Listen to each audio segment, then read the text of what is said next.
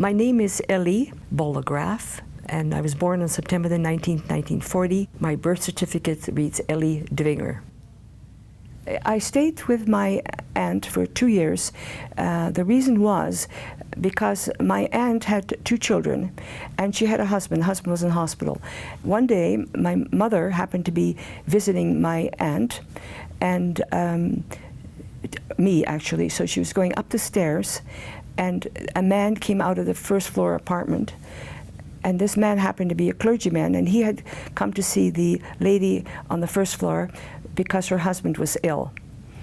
And he said to this lady, "Who is this lady that's going up the stairs?" And she said, "Oh, that's a Jewish lady who's coming to see her little girl." He said, "A Jewish woman? What is she doing here? She should be in hiding." Well, of course, that was a very interesting comment, but we didn't know anyone who could hide us.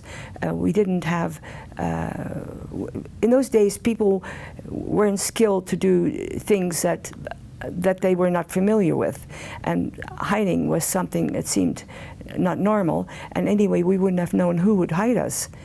And it was a very risky thing to hide a Jewish person because it was against the law.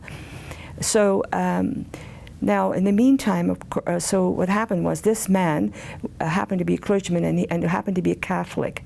Now, there were also Protestants who did this. In this case, it was a Catholic priest, and he went to his church, and he knew a member in his congregation, Mr. Jan Canis, who hid Jewish people.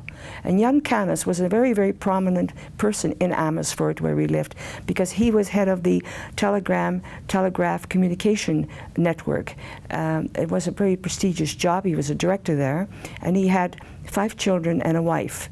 And yet he risked his life, and this was somewhat unusual because it was generally the 20 to 25-year-olds that dared do risque work.